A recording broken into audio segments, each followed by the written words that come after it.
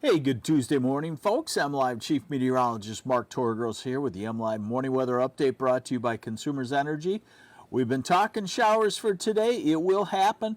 It's by no stretch a rainy day everywhere. In fact, in many spots, there will be way more dry hours than wet hours. So we'll try to give you a sense of that. I think watch the radar and see things that are downstream from you, and you'll know what's going to happen in the next couple of hours if you have to get a project done outside or something like that. So let's get on into it and show you what's going on.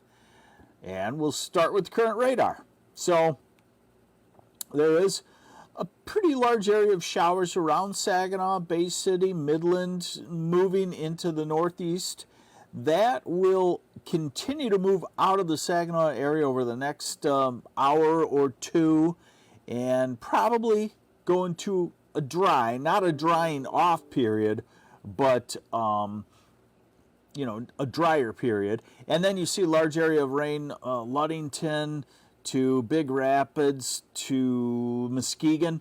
That will kind of hang out there also and gradually diminish. So let's try to give you a feel on the radar forecast that we like as to what's going to happen today. Give me just a second.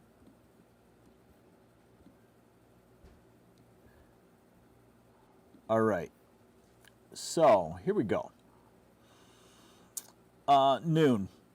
So you see the area of showers around Saginaw, moves up to Alpena. You see showers around the Detroit area, Ann Arbor, lift through in a couple of hour time period.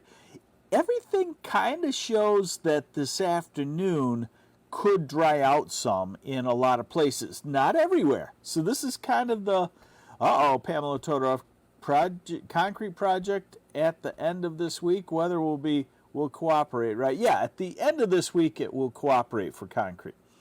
So I guess my point today is that, a couple of batches of an hour or two of showers in any one spot. We get to the late afternoon and evening, and many of us could be dry for a period.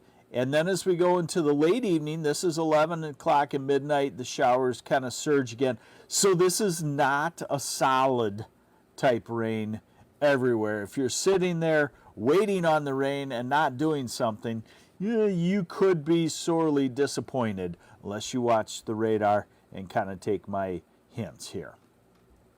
Now this is the North America model, just came in, and this is noon, 1, 2, 3, 4, 5, 6. So it's got a little bit different of a look in that it's wet in the southwest and it lifts those showers up across. I like this model. This is a good model, so probably looking at in any one spot a couple of rounds of rain.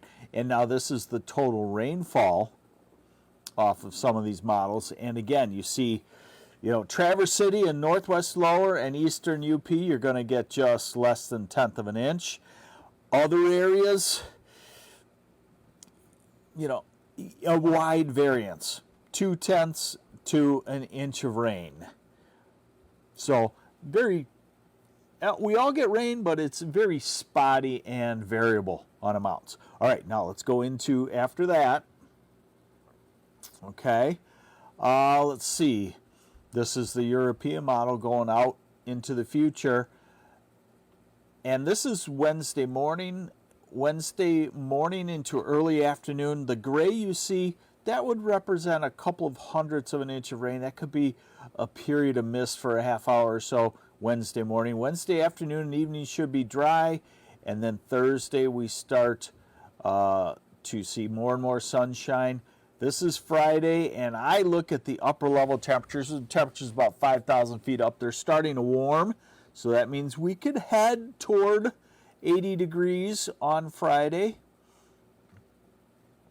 And that would be, what did I figure yesterday? That would be about 15 degrees warmer than normal. So we have a hurricane that probably will form. We don't have a hurricane yet. This thing is going to be a quick forming hurricane. And eventually it will move up into Illinois and Indiana by Saturday. And then come our way at some point, probably late in the weekend or Monday or so, we'll get in on the remnants of at least a tropical storm. Elliot Hubbard, you're going to be pretty good. You're going to be pretty happy with this rain because he's trying to grow some seeds for cover crops and for, what do you call it, deer plots, food plots. And this is a real good seed starting type rain. Not a pounder probably, but not a drought ender either. So we're upper 60s today, most of us. So that's cool. And we're low 70s tomorrow. Thursday, we're low 70s south and mid 70s in the north. And then Friday, we're 75, I think, in a lot of places Friday. Saturday, in the 70s, maybe flirting with 80. Depends on what happens with the clouds from that hurricane to the south. Sunday, 70s to near 80. Monday, in the low to mid 70s. Tuesday in the 70s. And then this model, remember, its shortcoming, its weakness is that out at the end, it usually tries to bring cold air down if there's some cold air anywhere in sight. And if you're interested in what's going on in the southeast with this potential hurricane, it's not even a named storm yet. So this thing is going to get in the Gulf of Mexico, and all models show it really taking shape quickly and heading into the Florida Panhandle, or what they call the Big Bend region, up into Tennessee and Kentucky. And then, this is questionable. It probably heads toward us, I would say. So we probably could see the weekend forecast change at least Sunday. Let me give you the southeast.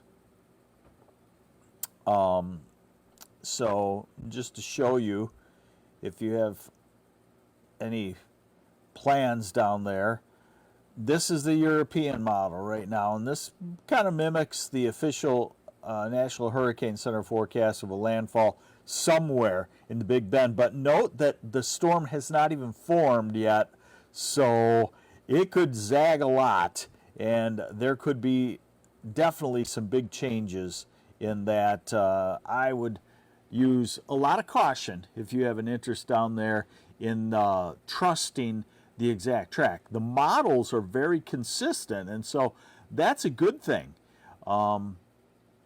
But again, a lot of the models use the same initialization data, that is like the data that's put in to run the future. And until the hurricane hunters start getting a lot of data out of that, the models can say the same thing because they're getting the same input data. All right, so for us, we got some dodge 'em showers today. Don't cancel your whole plans outside, or I think you'll be sorely disappointed. But then again, I probably wouldn't rip shingles off of a roof because the rain will come towards you, and probably wouldn't pour a bunch of concrete either today unless you're prepared to deal with some rainfall.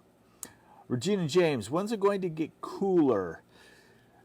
Probably sometime in the first or second week of October. We'll drop back down to highs in the 60s, which at that point may still be warmer than normal. Thanks for joining me on the MLive Morning Weather Update, brought to you by Consumers Energy. I'm MLive Chief Meteorologist Mark Torregrossa. Have yourselves a great day. Bye.